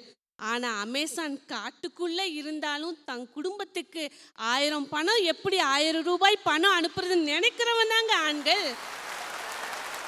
எங்களுக்கு என்ன ரொம்ப பெருமையா பாலைவனத்தில் போய் ஒட்டகத்துக்கு பின்னாடி சுற்றுறதுக்கு? சோறு தண்ணி இல்லாமல் அங்கே நாங்கள் சாகறதுக்கு எதுக்காக போகிறோம்? கல்யாணமாகாத தங்கச்சி வீட்டில் இருக்கா, இப்போ படிப்பு முடிச்சு 2 வருஷம் ஆயிடுச்சு, இன்னும் அக்காவுக்கு கல்யாணம் ஆகலேன்னு அந்த ஏக்கம் மனசில் இருக்குது. வயசான பெற்றோர்கள் இருக்காங்களேன்னு தன்னுடைய மனசில் நயன்தாரா மாதிரி, சமந்தா மாதிரி, கீர்த்தி சுரேஷ் மாதிரி ஒரு பொண்ணு இருந்தாலும் கூட, என் தங்கைகள் உடன்பிறப்புகளின் கனவுதான் என்னுடைய கடமைன்னு நினைக்கிறானே, அந்த ஆண்மகனுக்கு எப்பவுமே சல்யூட் தாங்க. நினைச்சு பார்த்துக்குங்க, ஒவ்வொரு விஷயத்திலையும் பெண்கள் ஏதாவது ஒரு விஷயத்துக்காக மட்டும்தான் இந்த பெருமை இருக்கு, இந்த புகழ் இருக்குன்னு தேடி போவாங்க. ஆனா ஆண்கள் அப்படி கிடையாதுங்க. கடலில் விளையாடும் போது கூட தன்னுடைய மகனுக்கோ மகளுக்கோ கால்கள் நனைந்து விடக்கூடாதுன்னு தோல்ல சுமக்கிறவன் தான் தந்தை. வாழ்க்கையில் அவள் கண்களும் நனையக்கூடாதுன்னு சொல்லி துடைத்து விடுபவன் தான் தந்தை. இது மறந்துட்டு நீங்க பேசிட்டு இருக்கீங்களா? உயிரை கொடுத்தது வேண்டுமானால் தாயாக இருக்கலாம், உயிரை கொடுத்தது வேண்டுமானால் தாயாக இருக்கலாம். ஆனால் என் உயிர் நல்லா இருக்கணும்னு ஒவ்வொரு நாளும் தன்னுடைய மெய்யை வருத்தி என் உயிரை பாதுகாத்தது என் தந்தையும் என் அண்ணனும் என் தம்பியும் என் கணவன் மட்டும்தான். வெறும் பிஎஸ்சி டிகிரி படித்து முடித்த உடனே எனக்கு கல்யாணம் பண்ணி கொடுத்துட்டாங்கங்க. எனக்கு படிப்பு மேலே ரொம்ப ஆர்வம், நான் நல்லா படிப்பேன், நல்லா வரைவேன். நான் எங்கள் வீட்டுக்காரர்கிட்ட ஒரே வார்த்தை சொன்னேன், நான் படிக்கணும்னு. பிஎஸ்சி ஜுவாலஜி படித்த ஷர்மிளா பானுவுக்கு எம்எஸ்சி ஜுவாலஜி படிக்க வச்சாரு, எம்ஃபில் ஜுவாலஜி படிக்க வச்சாரு, எம்ஃபில் பயோடெக்னாலஜி படிக்க வச்சாரு, பிஹெச்டி இன் ஜுவாலஜி படிக்க வச்சுட்டாரு. சிங்கப்பூரில் போய் என்னுடைய பேப்பர் ப்ரெசன்டேஷன் பண்ணி என்வாயன்மெண்டலிஸ்ட் அவார்டு இந்த உலக அளவில் எனக்கு ஒரு பட்டத்தை வாங்கி கொடுத்தாரு. இன்னைக்கு அவர் சொல்கிறாரு, உன்னைய மிஸ்ஸஸ் ஷர்மிளா பானு சொல்கிறத விட டாக்டர் ஷர்மிளா பானு சொல்கிறது தான் எனக்கு பிடிக்கும்னு சொல்கிறாரு. அதுக்கு நான் சொன்னேன், எனக்கு டாக்டர் ஷர்மிளா பானுன்னு நீங்கள் சொல்லாதீங்க, உங்களுடைய மனைவி நான் சொல்கிறது தான் எனக்கு பிடிக்கும்னு நான் சொன்னேன். பார்த்தீங்களா, அந்த உணர்வு எனக்குள் ஊக்குவித்தது என்னுடைய கணவர் தான். இதை மறந்துட்டு ஒரு ஆணுக்கு பின்னால் ஒரு பெண் இருப்பாருங்கிற அந்த தலைவிதியையே மாற்றியது உங்கள் குடும்பம் தான். ஒரு பெண்ணுக்கு பின்னாலும் ஒரு ஆண் இருக்க முடியும் அப்படிங்கிற ஒரு எண்ணத்தை உருவாக்கியது உங்கள் குடும்பம் தான். இது மாதிரி ஒவ்வொரு ஆண்களும் தன் மனைவியை உயர்வுபடுத்தி பார்க்க பழகி கொண்டால் பெண்ணடிமை என்பது இந்த நாட்டை விட்டே ஒழிக்கப்பட்டு விடும் என்பது என்னுடைய ஆழமான நம்பிக்கை. நடுவர் அவர்களே, இறுதியாக நான் ஒன்று சொல்லிக்கிறேன். குடும்பத்தை பற்றி யோசிக்காமல் இருக்கிறதுக்கு இது ஒன்றும் மேலை நாடு கிடையாது. குடும்பத்தையே சுவாசிக்கும் இது ஒரு தமிழ்நாடுங்கிறது நீங்கள் மறந்துடாதீங்க. அதனால என்னவோ ஆண்கள் மட்டும்தான் தன் குடும்பத்தை மட்டும் இல்லாமல் இந்த நாட்டையே குடும்பமாக கருதுவார்கள். அதனால தான் தோளுக்கு மேலே பிள்ளைகள் வளர்ந்தாலும் கூட ஒரு ஆண் தன் அப்பாவின் இறுதி சடங்கில் இப்படி எழுதுகிறார். ஒரு ஆண் தன் அப்பாவின் இறுதி சடங்கில் இப்படி எழுதுகிறார்: உங்களை இப்போதாவது ஒரு முறை அப்பா என்று அழைக்கட்டுமா தலைவரே என்று. உங்களை இப்போதாவது ஒரு முறை அப்பா என்று அழைக்கட்டுமா தலைவரே என்று ஒரு ஆண் தன் அப்பாவை பற்றி எழுதுகிறார் என்றால் இதை விட சிறந்த உதாரணம் கிடையாது. ஒரு ஆண்மகன் தன் குடும்பத்தை மட்டுமல்ல, இந்த சமுதாயத்தையும் இந்த நாட்டையும் காக்கும் சக்தி பெரும் ஜோதி ஆணிடம் மட்டும்தான் உள்ளது. இதை என்றும் மறந்து விடாதீர்கள். வீட்டில் இருக்கும் குத்து விளக்குகள் மட்டும்தான் பெண்கள், விண்ணை காக்கும் நட்சத்திரங்கள், நாட்டை காக்கும் நட்சத்திரங்கள் ஆண்கள் மட்டும்தான் என்று கூறி நல்லதொரு வாய்ப்புக்கு நன்றி பாராட்டி விடைபெறுகிறேன். நன்றி, வணக்கம். உண்மையிலே ஆண்கள்லாம் உண்மையிலே இன்னொரு தடவை கைதட்டினர் சர்மிளா பானுக்கு. காரணம், ஒரு பெண்ணாக இருந்து ஆண்கள் எங்களுக்கு இவ்வளோ உதவி செய்கிறாங்கன்னு பேசுகிறதுக்கு ஒரு பெருந்தன்மை வேணும். எந்த வீட்டில் எடுத்துக்கிட்டாலும் பொம்பளை இந்த வசனம் தான். நான் ஒருத்தி மட்டும் இல்லைன்னா இந்த வீட்டில் ஏதாவது ஒன்று நடக்குமா, நீ இல்லைன்னா தான் நல்லது நடக்கும் அப்படிங்கிறது நமக்கு தெரியும். இந்த வசனத்தை பேசாத பொம்பளை யாராவது ஒன்று உண்டா? நான் ஒருத்தி மட்டும் இல்லைன்னா தீபாவளியை நீங்கள் கொண்டாடிப்பீங்களா? நான் ஒருத்தி மட்டும் இல்லைன்னா ஒன்று கல்யாணம் ஒழுங்காக பண்ணியிருப்பீங்களா? நான் ஒருத்தி மட்டும் இல்லைன்னா இந்த வீட்டுக்கு வெள்ளை அடிச்சிருப்பீங்களா? இப்படியே தான். எங்கேயாவது ஆம்பளை எப்படி பேசுகிறானா? அதனால் பெருமை பேசுகிறதுக்குன்னே ஒரு கோஷ்டி. நிம்மதியாக முதல்ல துணி எடுக்க விடுறீங்களா? முதலாவது போனஸை வாங்கிட்டு குடும்பத்தோடு போகிறப்ப சந்தோஷம் போகிறேன். துணி எடுத்துகிட்டு வர்றப்ப சண்டை. நான் குடும்பம் இந்த தீபாவளி அங்கனையே சீனி வெடி, சரஸ்வதி வெடி, லட்சுமி வெடி எல்லாம் தொடங்கிடுது. துணி எடுக்க போகிறப்ப நல்லா தான் போகிறாங்க. போயிட்டு அந்த துணி கடைக்காரனுக்கு கிறுக்கு பிடிக்கிற வரைக்கும் விடாதுங்க பொம்பளைய. ஆம்பளைய பானா ஒரு 3 சட்டையை பார்ப்பான், 4வது சட்டையை எடுத்துகிட்டு வந்துடுவேன். ஆனால் பெண்கள் பார்த்தீங்கன்னா அந்த துணி கடைக்காரனை இந்த பச்சை சேலையை பூரா அம்புட்டும் எடுத்து போகிறேன், ரொம்ப பச்சையாக இருக்கு, லைட்டு பச்சையெல்லாம் எடுங்க, அவன் எடுத்து போடுறேன், ரொம்ப லைட்டாக இருக்கு, 2க்கு மீடியமாக எடுங்க. பக்கத்தில் உட்காந்துருக்கவன் எடுறி எதையாவது ஏண்டி அந்த ஆளை போட்டு படுத்துற அப்படின்னு எடுத்து அப்புறம் போட்டு அவனை படுத்தி கொடுமைப்படுத்தி ஒரு சேலை எடுத்துட்டு ஏங்க இந்த சேலை எப்படி இருக்கு? ஆம்பளை வாயை வச்சுட்டு பேசாமல் இருக்க வேண்டியானே. வாயில் கடுறவன் ஆம்பளைங்கிறத இங்கே தான் காட்டுவேன். இந்த சேலை உன் நிறத்துக்கு அவ்வளவு நல்லா இருக்காது, அந்த 3வது வரிசையில் இருக்க 4வது சேலை தாண்டி உன் நிறத்துக்கு நல்லா இருக்குமே. அதை பிடிச்சிக்கிருவாங்க ஐயா. அதுக்குன்னே ஒரு முகரையை செஞ்சு வச்சுருக்குங்க, பார்த்துருக்கீங்களா? என்ன சொன்னீங்க? அது நல்லா இருக்குமா? எனக்கு 2யும் எடுத்துக்கிறட்டான். இடையில ஒரு பிட்டை வேற போடுங்க, 2யும் எடுத்துக்கிறட்டான் தான் அப்படின்னு. செத்தேன் அதில் நிறைய பேர். 2யுமே 2யும் எடுத்துக்க, கௌரவம் விட்டு கொடுக்காதப்ப. 2 சேலைக்கு பில்லு ஜிஎஸ்டிலாம் போட்டு பெருக்கி போட்டால் கொண்டு வந்த காசு பூரா சரியாக போயிடும். துணி எடுக்க நிம்மதியாக எடுக்க விட்றீங்களா கேட்டாங்க சர்மிளா பானு. இதுக்கு பதில் சொல்லணும். பெண்களே அப்படிங்கிற அணியினுடைய நிறைவு பேச்சாளர் நாட்டுப்புற பாடல்களையும் திரைப்பட பாடல்களையும் மிக அற்புதமாக பாடி பேசக்கூடிய ஆற்றல் மிக்க உடுமலை பிரவீன் உங்களுடைய பலத்த கரவொலியோடு மகளிரே என்ற அணியை நிறைவு செய்ய வருகிறார். 1330 குறள் எழுதிய வள்ளுவன் உங்க எல்லாத்துக்குமே தெரியும். அந்த குறள்ல ஒரு சிறப்பு என்ன தெரியுமா?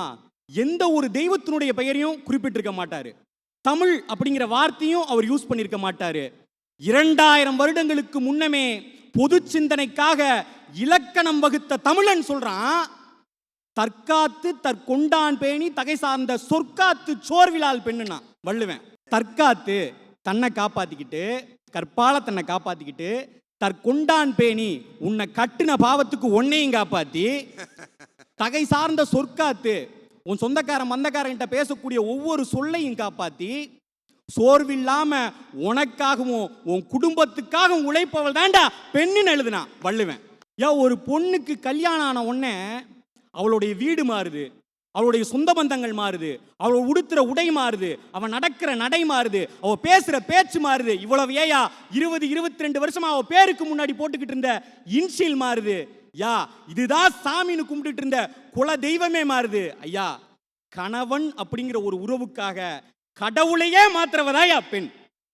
அப்பேற்பட்ட பெண்களை இந்த திருவிழாக்களையும் பண்டிகைகளையும் பொருளோடும் மகிழ்வோடும் கொண்டாடுறாங்க அப்படிங்கிறது என்னுடைய வாதம். நான் கேட்குறேன், இத்தனை தியாகங்களை உனக்காக செய்யக்கூடிய அந்த பெண் இந்த திருவிழாக்களில் சந்தோஷமா இருந்த உனக்கு என்ன கோவம்? நான் கேட்குறேன். யா நாமெல்லாம் ஏன் திருவிழா பண்டிகை எல்லாம் கொண்டாடுறோம் தெரியுமா? ஏன் தெரியுமா உங்களுக்கு?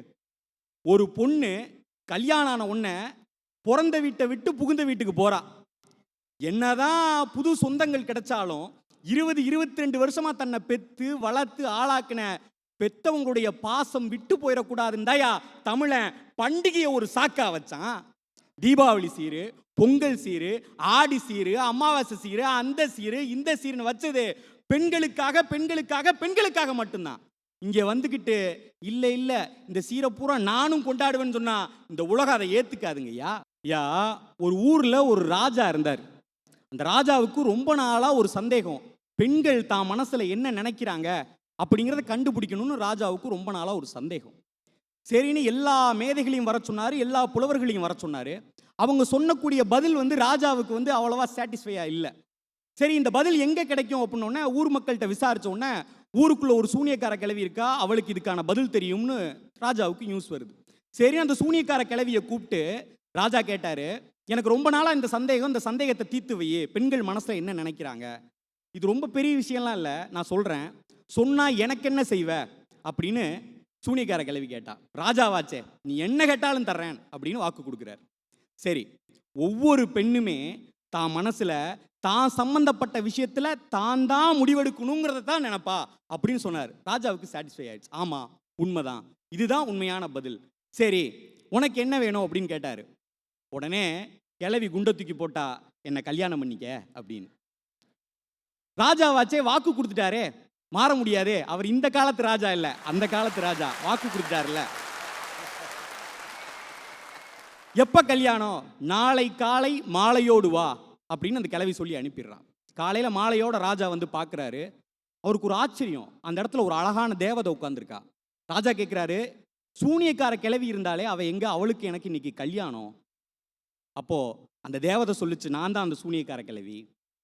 என்ன நீ இப்படி மாறிட்ட? ஆமா, எந்த உருவத்தில் வேணாலும் நான் மாறிடுவேன். இப்போ உனக்கு 2 ஆப்ஷன் தரேன். உன் கூட குடும்பம் நடத்துறப்போ நான் அழகான தேவதையா இருந்தேன்னா வெளியே போறப்போ சூனியக்கார கிழவியா தான் வருவேன். வெளியே போறப்போ அழகான தேவதையா இருந்தேன்னா வீட்டுக்குள்ள உன் கூட குடும்பம் நடத்துறப்போ சூனியக்கார கிழவியா தான் இருப்பேன். இப்போ சொல்லு, உனக்கு நான் எப்படி இருக்கணும், முடிவை உங்ககிட்ட விடுறேன் அப்படின்னோன்னே ராஜா சிரிச்சுக்கிட்டே சொன்னாரு, அதான் நீயே சொல்லியிருக்கியே, பெண்கள் தான் சம்பந்தப்பட்ட விஷயத்துல தான் தான் முடிவெடுக்கணும்னு, முடிவை உங்ககிட்டயே விடுறேன் அப்படின்னு ராஜா சொல்றாரு. அதுக்கு அந்த தேவதை சொல்லுச்சான், என்னைக்கு என்னுடைய முடிவுகளில் நீ சுதந்திரமா எடுத்துக்கலான்னு என்கிட்ட கொடுத்தியோ, இன்னையிலிருந்து நான் சாகிற வரைக்கும் உங்க கூட தேவதையா தான் வாழுவேன்னு அந்த தேவதை சொல்லுச்சு. பெண்களுக்கான சுதந்திரத்தை ஆண்கள் பரிபூர்ணமா கொடுத்தோம் அப்படின்னா, ஐயா திருவிழாக்கள்ல மட்டும் சந்தோஷம் இல்ல, வாழ்க்கையில் இருக்கக்கூடிய 365 நாட்களும் சந்தோஷம் தான். இல்ல பட்டு புடவை சொல்றாங்களே, நான் கேட்கிறேன், ஐயா இன்னைக்கும் கிராமப்புறங்கள்ல ஒரு ஓட்ட ஆம்னி வேன்ல ஒரு அலௌன்ஸ்மெண்ட் பண்ணிக்கிட்டே வருவான். சார் பழைய பட்டு புடவை சார், பழைய பட்டு புடவை சார், பழைய பட்டு புடவை பாதி ரேட்டுக்கு எடுத்துக்கிறேன் சார், வெள்ளி திரைய வச்ச பட்டு புடவை சார், சார் வெள்ளி திரைய வச்ச பட்டு புடவைக்கு பாதி ரேட்டு சார், 5000 ரூபா பட்டு புடவையை 2500 ரூபாய்க்கு வாங்கிக்கிறேன் சார், சார் 3000 ரூபா பட்டு புடவை 1500 ரூபாய்க்கு வாங்கிக்கிறேன் சார், 10000 ரூபா மதிப்புள்ள பட்டு புடவை 5000 ரூபாய்க்கு வாங்கிக்கிறேன் சார். எந்த ஊர்லயாச்சும் நடுவர்களே இப்படி சிந்திச்சு பாருங்க. சார் பழைய அண்டர்வேர் சார், பழைய அண்டர்வேர் சார், கோடு போட்ட அண்டர்வேர் சார், கோடு போட்ட அண்டர்வேர் சார், கோடு போடாத அண்டர்வேருக்கு ஒரு ரேட்டு சார், கிழிஞ்சு போன லுங்கிக்கு ஒரு ரேட்டு சார், கிழியாத லுங்கிக்கு ஒரு ரேட்டு சார், அழுக்கான லுங்கிக்கு ஒரு ரேட்டு சார், அழுக்காகாத லுங்கிக்கு ஒரு ரேட்டு சார். சொல்லியிருக்கானா இல்ல சொல்லியிருக்கானா நான் கேட்கிறேன். பிரவீன, இன்னும் நீ கல்யாணம் முடிக்காதவங்கிறத இதுல இருந்து தான் நான் கண்டுபிடிச்சிட்டேன். அதாவது பட்டு புடவையே விற்று காசாக்கலாம், ஆனா வீட்டில் இட்லி துணியா பயன்படுறது எங்க ஆம்பளையருடைய வேட்டி தான். பட்டு புடவையை கட் பண்ணி இட்லி சூத்த முடியுமா உன்னையால? எவ்வளோ முக்கியமான இடத்துல எங்கள் வேட்டி பயன்பட்டுக்கிட்டு இருக்கு பார். அதெல்லாம் அனுபவம் வேணும்யா. நடுவர் அவர்களே ஒரு நிமிஷம். அப்படி அந்த அழுக்கான வேட்டியில் இட்லி சுட்டு தான் இன்னைக்கு நாட்டில் பன்றி காய்ச்சல், பறவை காய்ச்சல், அந்த காய்ச்சல், இந்த காய்ச்சல் எல்லாம் பரவிக்கிட்டு இருக்கு. நீ வேற பெருக்கவங்களுக்கு பாயிண்ட் எடுத்துக்கூடியா? பன்றி காய்ச்சல் பரவுறதுக்கு காரணம் வேட்டி துணியில் இட்லி சாப்பிட்றதுனால தான் அப்படின்ட்டு மேடையில் பேச ஆரம்பிச்சிருவாங்க. இன்றைக்கும் எத்தனையோ திருவிழாக்களில் ஒட்டு புடவையை தான் கட்டிக்கிட்டு புத்தம் புது சட்டையை தான் பையனுக்கு போட்டு அழகு பார்க்குற எத்தனையோ தாய்மார்கள் இருக்கிறாங்க. கண்ணதாசன் அழகா சொல்லுவாரு, இருக்கின்ற பிடிசோறு தனக்கென்று எண்ணாமல் கொடுக்கின்ற கோவில் அது, தினம் துடிக்கும் உயிர் கண்டு தோளில் இடம் தந்து அணைக்கின்ற தெய்வம் அதுன்னு எழுதினார். அது கடமை, அது வாய்மை, அது நேர்மை, அதன் பெயர்தான் தாய்மை. உலகத்தில் சிறந்தது தாய்மை, அதை ஒப்புக்கொள்வதுதான் நேர்மை. வாய்ப்புக்கு நன்றி கூறாட்டி விடைபெறுகிறேன். நன்றி, வணக்கம். உடுமலை பிரவீனை தொடர்ந்து உடுமலையிலிருந்து ஒரு 80 கிலோமீட்டர் தள்ளி இருக்கக்கூடிய கோவை தனபால், உங்கள் மனம் கவர்ந்த கோவை தனபால் ஆடவரே என்ற அணியை நிறைவு செய்ய உங்களுடைய பலத்த கரவொலியோடு மேடைக்கு வருகிறார். வாங்க. நடுவர் அவர்களே, திருவிழா கொண்டாடுறதுல பொம்பளைக்கும் ஆம்பளைக்கும் ஒரே வித்தியாசம்தான். இந்த பொம்பளை இருக்கிறாளே பொம்பளை, அது பாம்பு பட்டாசு போல. ஆம்பளை இருக்கிறானே ஆம்பளை, அது சங்கு சக்கரம் போல. பாம்பு பட்டாசை பற்ற வச்சோம்னா புஷ்ஷுன்னு மேலே வரும், அடுத்த நிமிஷம் தொட்டு பார்த்தா சாம்பலா புகையா அடங்கிடும். ஆனால் சங்கு சக்கரம் இருக்குதே, சங்கு சக்கரம், அது மருந்துக்கிற வரைக்கும் சுத்தும், மருந்து இல்லாம நின்னாலும் சுத்து. அதுதான் ஆம்பளை. அருமையான உதாரணம் ஐயா. மருந்து இருக்கிற வரைக்கும் ஆம்பளை சுற்றிக்கிட்டே தான் இருப்பேன், மருந்து இறங்கின பிறகு சுற்றுவாங்க. உண்மையிலே ஆம்பளைக்கு தேர்ந்தெடுத்த பார் ஒரு பட்டாசு சங்கு சக்கரம் கரெக்டு தான். மருந்து இருந்தால் தான் சுற்றுவான். ஆனால் சில சமயம் அதுவே வெடிச்சிருது ஐயா. சுத்துனா பரவாயில்லையே. உங்களால வளகாப்பு சீர் நடத்த முடியுமா? உங்களால வளகாப்பு சீர் நடத்த நானும் அதைத்தாயா கேட்குறேன். ஏன் எங்களால வளகாப்பு சீர் நடத்த முடியாதுன்னு கேட்குறேன். குழந்தை பிறந்தோடனே 2 பேத்துக்கு பேர் வைக்கிற விழா 2 பேத்துக்கு தான் நடத்துறீங்க, ஆம்பளை பிள்ளைக்கும் பொம்பளை பிள்ளைக்கும். அட காது குத்துற விழா பொம்பளை பிள்ளைக்கும் காது குத்துறீங்க, ஆம்பளை பையனுக்கு காது குத்துறீங்க. அட கல்யாண விழாவும் ஆம்பளைக்கும் பொம்பளைக்கும் தான் விழா எடுக்கிறீங்க. நான் கேட்குற வளகாப்பு மட்டும் ஏயா பொம்பளைக்கு மட்டும் எடுக்கிறீங்க? ஏன் அதில் ஆம்பளைக்கு பங்கு இல்லையா?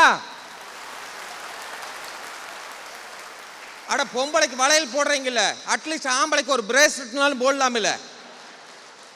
அட பொம்பளைக்கு புளியோதரை கொடுக்குறீங்க, அட்லீஸ்ட் ஆம்பளைக்கு ஒரு பிரியாணினாலும் கொடுக்கலாம் இல்லை? தனபால் சொல்லுங்க. இப்போ வளகாப்புக்கு யாரு காரணங்கிறதானையா நாட்டில் பெரிய பிரச்சனையா இருக்கு. எப்படா வளகாப்பு நடந்துச்சு அப்படின்னு தானே பெரிய பிரச்சனையா இருக்கு. நடுவர் அவரு வளகாப்புக்கு காரணமானவர் அதான் வந்து போயாச்சு. அப்புறம் என்ன நடுவரில் நான் ஏதோ பேச, நீங்க ஏதோ சந்துல பூதுறீங்க. இதுதான் சந்துல சிந்து பாடுறதுன்னு நினைக்கிறேன். தம்பி பிரவீன் வந்தாரு, ரொம்ப ஆரோக்கியமான கேள்வி கேட்டாரு. பட்டு புடவை விலை ஜாஸ்தி, நாங்க மறுபடியும் விற்கிறோம் கேட்குறாங்க. நான் கேட்குற தம்பி, பணிவோட கேட்குறேன், எங்க பழைய அன்றவாறு வண்டி தொடக்குனாலும் யூஸ் ஆகு, உங்க பட்டு புடவை எதுக்கு ஆகு? கிளியாத வேஷ்டி குழந்தைக்கு தொட்டல் கட்டுறக்காகு, உங்க பட்டு புடவை எதுக்கு ஆகு? வண்டி துடைக்கிற துணி, உங்களுக்கு கை சுடாம சட்டியை இறக்குற துணி கூட எங்க வேட்டி தான். அதனாலதான் அதை யாரும் சைக்கிளில் வந்து கேட்டு வாங்க மாட்டேங்கிறான். வீட்டில் அது ஆட்டோமேட்டிக்காக யூஸ் ஆயிரு. ஜல்லிக்கட்டு நான் கேட்குறேன், ஜல்லிக்கட்டு வேண்டும், we want ஜல்லிக்கட்டு என்று ஆணும் பெண்ணும் சேர்ந்துதான் நாம் போராடினோம், நான் மறுக்கவில்லை. ஆனால் ஜல்லிக்கட்டு கிடைத்த பிறகு ஜல்லிக்கட்டு திருவிழான்னு ஒன்று நடந்தது. அதில் யாரு கலந்துட்டாங்க? வேடிக்கை பார்க்கறதெல்லாம் பொம்பளை, வேட்டியை மடிச்சுட்டு களத்தில் இறங்கி வெற்றியை பெற்றது ஆம்பளை அல்லவா? அதை அடக்குனா தாண்டா பொண்ணு கொடுப்பேன்னு வேற சொல்லிவிடுறாங்க. கோயில் திருவிழால மாவிளக்கு எடுத்தாப்லையாம சீமா. அது ஒரு பெரிய விஷயமா.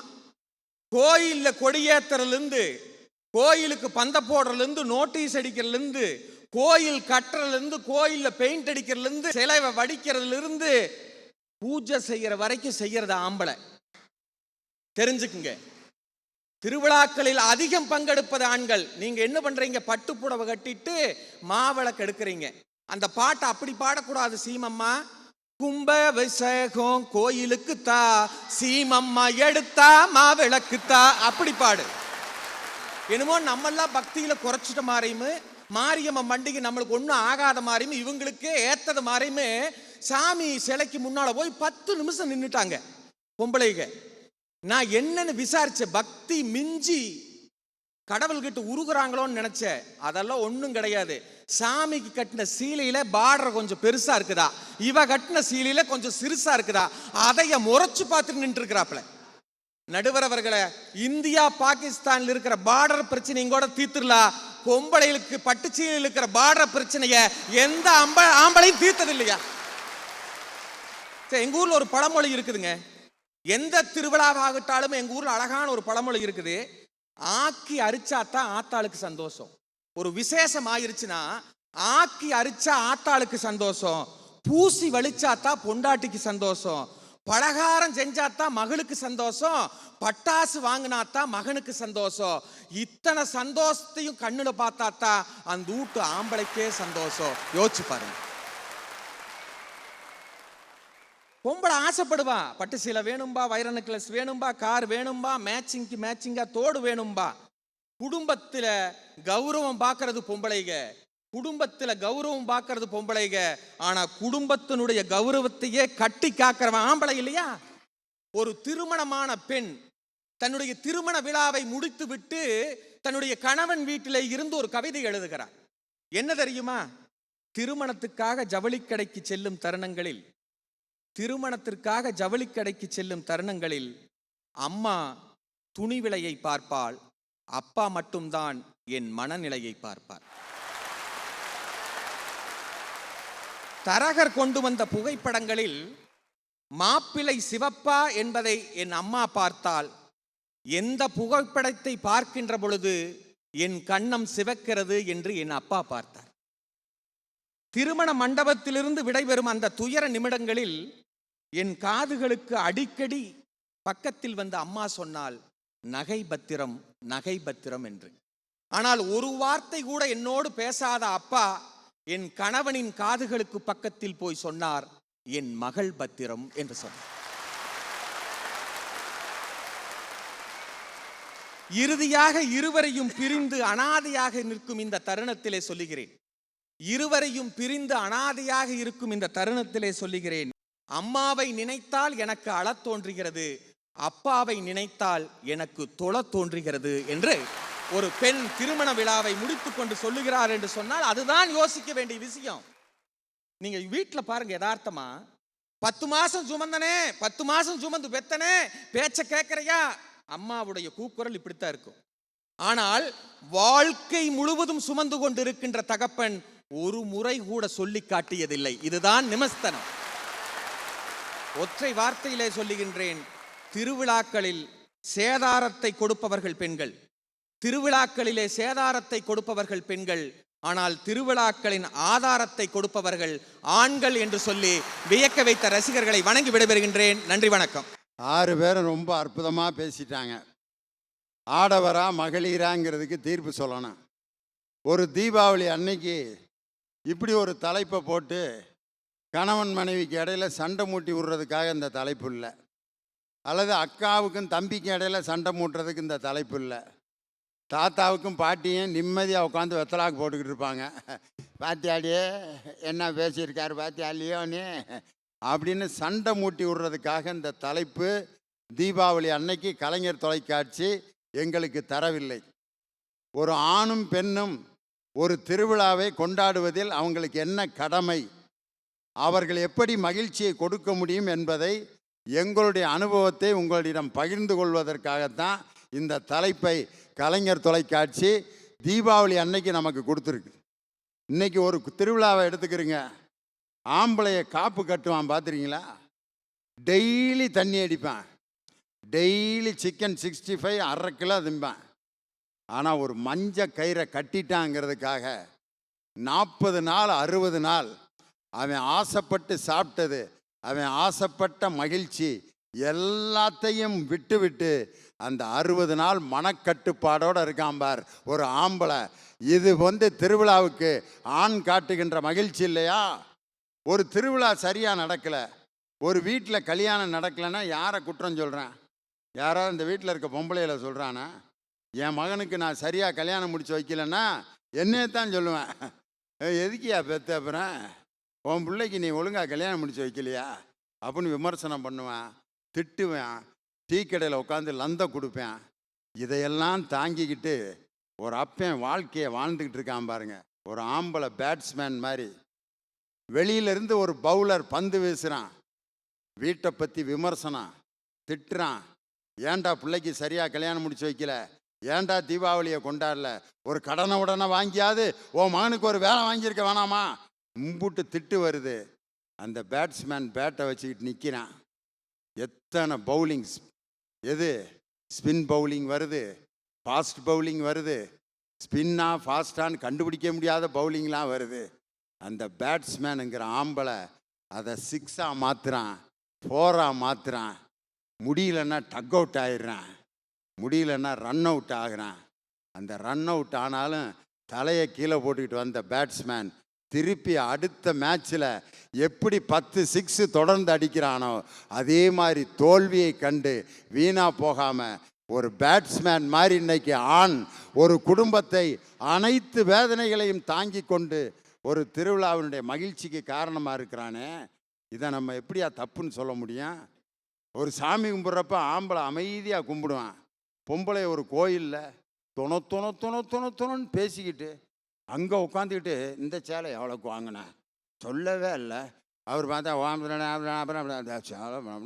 என்கிட்ட சொல்லு, அந்த கடையை நான் வாங்கியிருக்கேன். அவர் பந்தரம் சொல்கிறவர் நம்ம சேலையை வாங்கி கொடுக்காமன்ட்டான். அது அவருக்கு சேலைன்னு காதில் விழுந்து மந்திரத்தில் உளர்றாரு அவர். எந்த நேரமும் பேசிக்கிட்டே எந்த நேரம் சத்தம் கொடுத்துக்கிட்டே இருக்கிற பெண்கள் இந்த நாட்டில் திருவிழாவை மகிழ்ச்சியாகவும் பொருளோடும் எப்படி கொண்டாடுவார்கள் அப்படின்னு யார் இவங்க கேட்குறாங்க. வாஸ்தவம் தான். அதுக்குன்னு பெண்கள் திருவிழாவை மகிழ்ச்சியாகவும் பொருளோடும் கொண்டாடுறது இல்லையா? ஒரே ஒரு செய்தி சொன்னால் போதும். பெண்கள் ஐயா டாக்டர் ராஜமூர்த்தி சொன்னார், நதியின் பெயர் பூரா பெண்களுக்கு வைக்கப்பட்டிருக்கிறது. பெண்களின் பெயர் தான் நதிகளுக்கு வைக்கப்பட்டிருக்கு, பெண்களுடைய பெயர் தான் ராகங்களுக்கு வைக்கப்பட்டிருக்கு. என்ன காரணம் நினைக்கிறீங்க?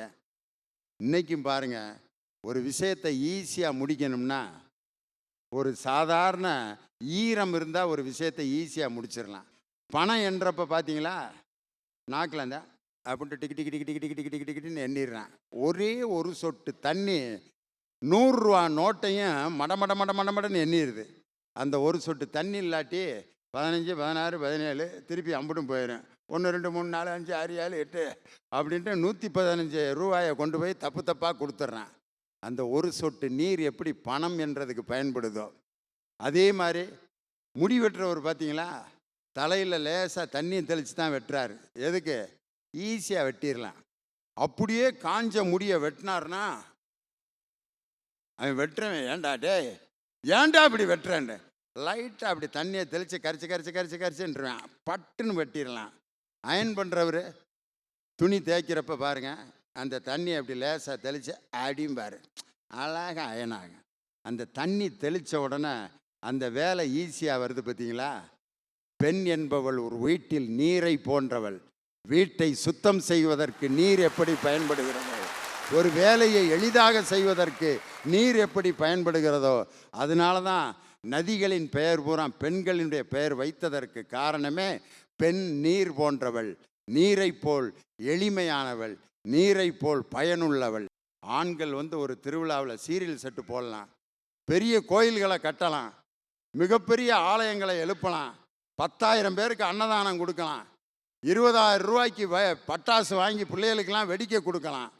ஆனால் இது ஒரு திருவிழாவை பொருளோடும் மகிழ்வோடும் கொண்டாடுவது அல்ல. எந்த இடத்துல ஒரு திருவிழா மகிழ்ச்சியை அடைகிறது? அந்த தீபாவளி அன்னைக்கு நம்ம வீட்டில் செஞ்ச பலகாரம்னா என்னானே தெரியாத அந்த ஏழை மக்களுக்கு கொண்டு போய் அந்த அதிரசத்தையும் முறுக்கையும் நம்ம கொடுத்து அவங்க சந்தோஷமாக தின்ற அந்த முகத்தை எப்போது பார்க்கிறோமோ அதுதான் பொருளுள்ள ஒரு திருவிழா, அதுதான் பொருளுள்ள ஒரு தீபாவளி. இதை யார் செய்கிறா? அன்னைக்கு வீட்டில் பலகாரம் செய்கிறது, மற்றவங்க ஒவ்வொரு வீட்டுக்கும் ஒரு தூக்குவாளியில் எடுத்துகிட்டு ஓடி போய் கொடுக்குறதெல்லாம் யார்? பெண்கள் தான் கொடுத்தா. அவளுக்கு இந்த முறுக்கை மட்டும் ஒரு நாளை போய் கொடுத்துட்டு வந்துடுறேன். அவள் நான் போன கிறிஸ்மஸுக்கு அன்னைக்கு கேக்கு கொடுத்தா, சாக்லேட்லாம் கொடுத்து விட்டா, நான் போய் அவளுக்கு மேரிக்கு இதை கொடுத்துட்டு வந்துடுறேன், அந்த நூர்ஜான் பேத்துக்கு இதை கொடுத்துட்டு வந்துடுறேன் அப்படின்னு இந்த அதிரசத்தை தூக்கிட்டு ஓடுறது. மத ஒற்றுமையை ஒரு தெருவுக்குள் ஒரு அதிரசத்தை வச்சு ஒரு பலகாரத்தை வைத்து மத ஒற்றுமையை இன்றும் நிலைநாட்டி கொண்டிருப்பவர்கள் பெண்கள் என்ற இந்த அற்புதமான சக்தி தானையா. இன்னைக்கு பார்த்தீங்கன்னா ஒரு பையன் அவங்க அம்மா சோறு ஊட்டிக்கிட்டு இருக்காங்க. அந்த சோறு ஊட்டுறப்ப நல்லா சாப்பிட்டுக்கிட்டு இருந்தான். ஒரு 5 வயசு ஆனோடனே அந்த அம்மாட்ட சோறு ஊட்ட மாட்டேன்ட்டான். போமா, எனக்கு நீ சோறு ஊட்ட வேணாம் அப்படின்ட்டான். ஏன்டா, உன் கையே கருப்பாக இருக்கு, கறி போய் கிடக்குது, இந்த கையில் எனக்கு ஊட்டாத, ஸ்பூனில் ஊட்டு அப்படின்னு சொன்னால் அந்த அம்மா ஒரு 2-3 நாளாக ஸ்பூனில் ஊட்டிக்கிட்டு இருந்திருக்கு. அப்புறம் ஒரு நாள் கேட்டிருக்கான், பேச ஆரம்பிச்சோன்னே, ஏமா இந்த கை உனக்கு கருப்பாச்சு அப்படின்னோடனே அந்த அம்மா பெத்த தாய் சொல்லியிருக்கா, நீ சின்ன பிள்ளையில பட்டாசு வெடிக்கிறப்ப தம்பி பட்டாசை கொளுத்திட்டு அங்கனே நின்றுட்டடா, அப்போ நான் பார்த்து பயந்து ஒன்றையை தூக்கி இந்த பக்கம் தள்ளிட்டு அந்த பட்டாசை அணைச்சேன். அன்னைக்கு மட்டும் நான் அந்த பட்டாசை அணைக்கலைன்னா நீ எனக்கு மகனாக இருந்திருக்க மாட்டடா, உன்னைய காப்பாற்றுறதுக்காகத்தாண்டா இந்த கை கருகி போச்சுன்னு சொன்ன உடனே அந்த பையன் சொன்னான், எம்மா இனிமேல் ஸ்பூனில் ஊட்டாதம்மா, அந்த கருப்பான கையிலேயே எனக்கு சோறு ஊட்டு. தியாகத்தின் தழும்பு அந்த கருப்பு கை தான், அந்த சூம்பி போன கை, காயம்பட்ட கை. இதிலிருந்து என்ன தெரிய வருதுன்னா, யார் மக்களுக்காக சிறை சென்று மக்களுக்காக போராடி தியாகத்தை தழும்பாக பெற்றிருக்கிறார்களோ அவர்கள்தான் இந்த நாட்டுக்கு தலைவர்களாக வர வேண்டுமே ஒழிய, தவறு செய்து நாளைக்கு சிறைக்கு போகிறவர்கள் இந்த நாட்டை தொடர்ந்து ஆட்கொள்ள முடியாது. அது மாதிரி வீட்டிலே ஒரு திருவிழா, நாட்டிலே ஒரு திருவிழா மகிழ்ச்சியாகவும் பொருளோடும் கொண்டாடப்பட வேண்டும் என்று சொன்னால், தியாகம் செய்து மற்றவர்களுக்காக பொருள்களையும் அன்பையும் பாசத்தையும் வழங்குவது யாரோ அவர்கள்தான் திருவிழாவை பொருளோடும் மகிழ்வோடும் கொண்டாடுகிறார்கள். அப்படி பார்க்கின்ற பொழுது பொருளோடு, அதாவது பணத்தோடு திருவிழாவை கொண்டாடுபவர்கள் ஆண்களாக இருக்கலாம். ஆனால் மகிழ்வோடும் அர்த்தத்தோடும் திருவிழாவை கொண்டாடுபவர்கள் பெண்கள்தான், மகளிர்தான் என்று சொல்லி இந்த தீப ஒளி திருநாள் பெண்களின் திருவிழாவாக வளரட்டும், வாழட்டும் என்று சொல்லி உலகம் முழுவதும் வாழ்ந்து கொண்டிருக்கக்கூடிய கோடான கோடி கலைஞர் தொலைக்காட்சியின் ரசிக பெருமக்களுக்கு என் மனம் கனிந்த தீபாவளி வாழ்த்துக்களை தெரிவித்து, அடுத்த தீபாவளிக்காவது நாடு நல்லவர்கள் கையில் கிடைக்கட்டும் என்று சொல்லி உங்களிடமிருந்து விடைபெறுகிறேன். நன்றி, வணக்கம்.